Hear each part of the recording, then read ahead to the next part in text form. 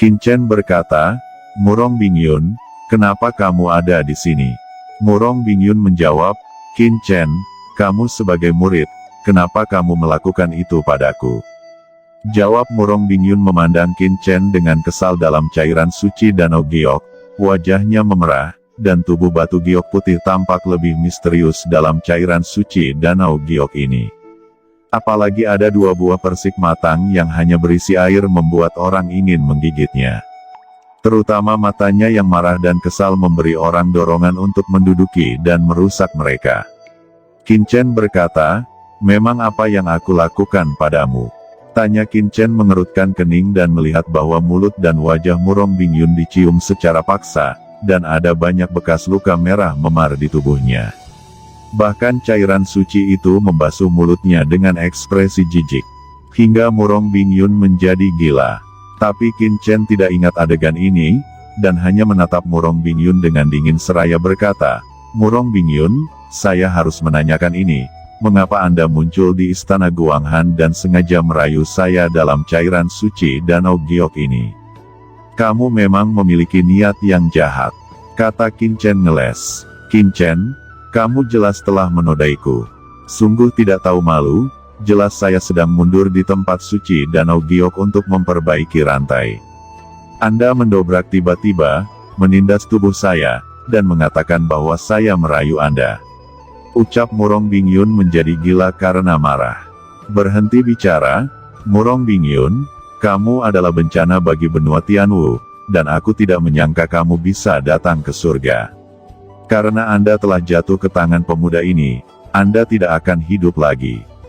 Teriak Qin Chen tidak mendengarkan omong kosong Murong Bingyun, matanya dingin, tangannya yang besar sudah meraih Murong Bingyun, meledak, dan tiba-tiba, dunia penuh dengan bayangan Qin Chen, mengelilingi Murong Bingyun, seolah-olah serigala jahat besar menangkap domba kecil itu. "Qin Chen, berhenti!" teriak Murong Bingyun terkejut. Dia tidak berharap Qin Chen mengatakan bahwa dia akan melakukannya. Aura warna-warni meledak di sekujur tubuhnya. Samar-samar, sosok besar muncul di atas kepala Murong Bingyun. Seluruh tubuhnya bahkan lebih abadi dan kuat. Napas meletus dari tubuhnya, dan sinar cahaya warna-warni menyapu dan berubah menjadi perisai yang mengerikan untuk menahan serangan Qin Chen. Tapi saat berikutnya, dengan ledakan, bayangan telapak tangan Qin Chen membombardir, dan semua aura warna-warni di tubuh Murong Bingyun terbelah, dan seluruh tubuhnya terbang mundur dengan cepat.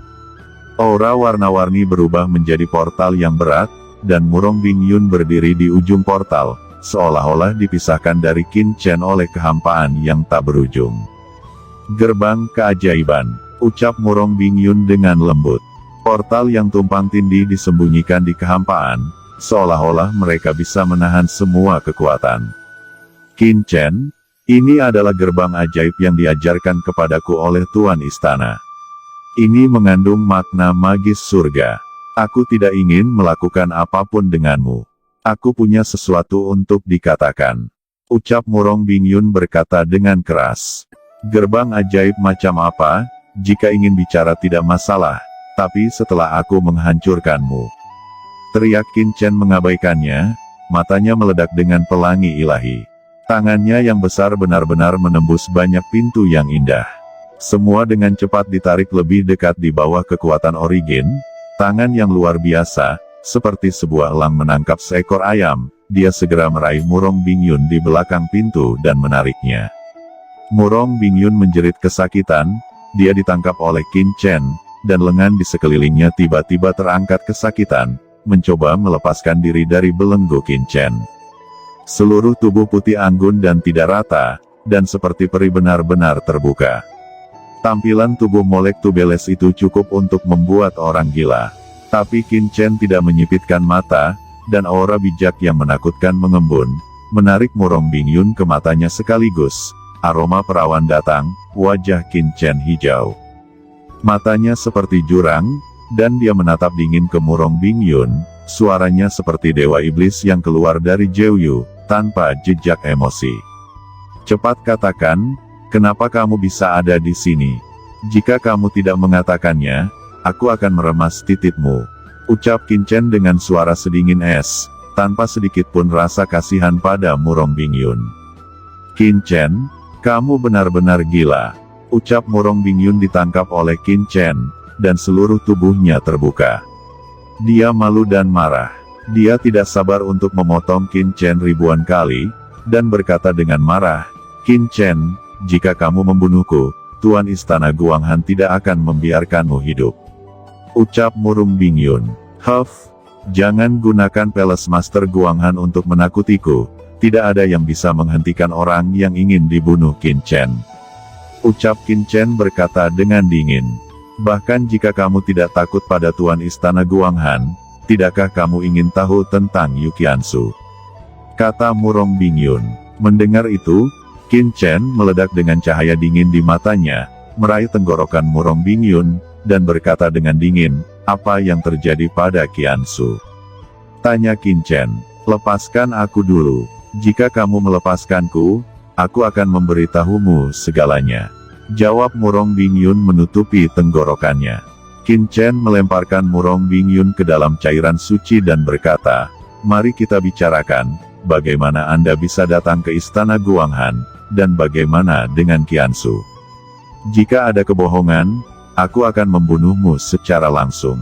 Murong Bingyun buru-buru merendam dirinya dalam cairan suci Danau Giok, menutupi tubuhnya, wajahnya memerah, dan dia gemetar karena marah.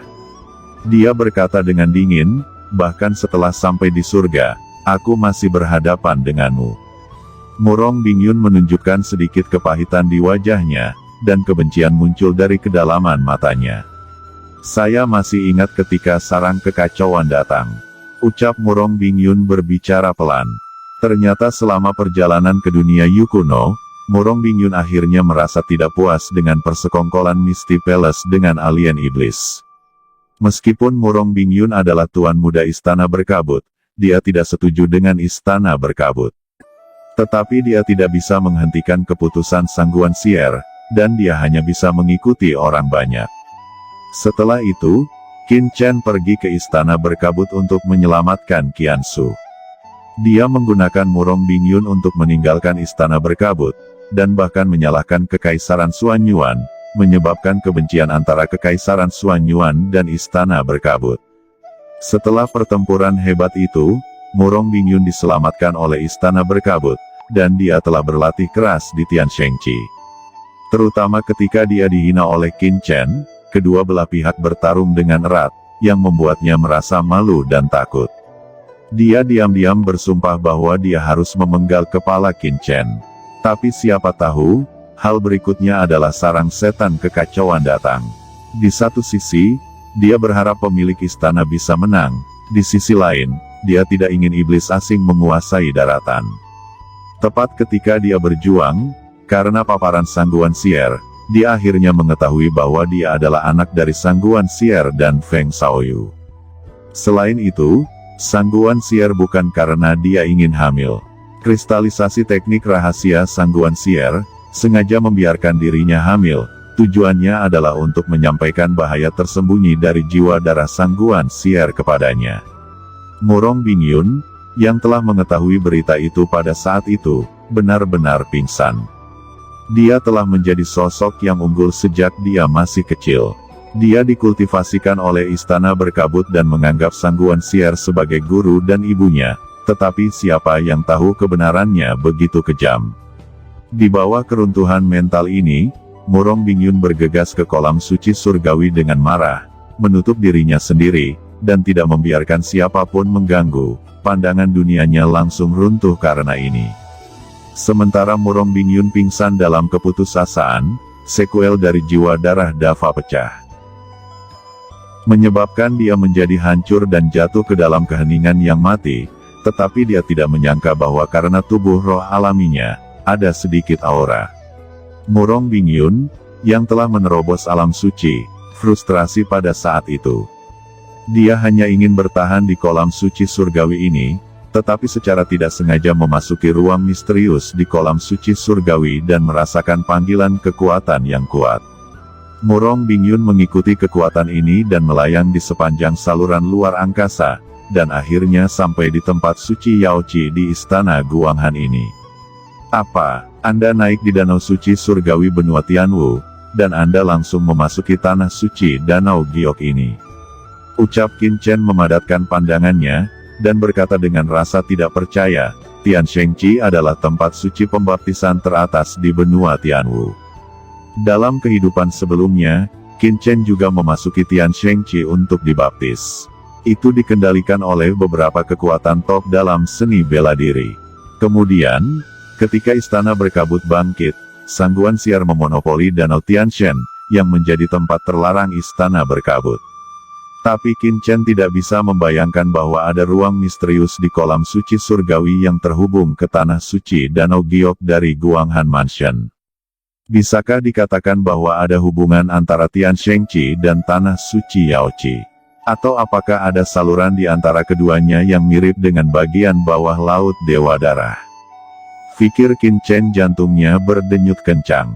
Jika benar-benar ada lorong antara tanah suci Danau Giok dan Danau Suci Surgawi, tidakkah dia bisa kembali ke benua Tianwu melalui tanah suci Danau Giok?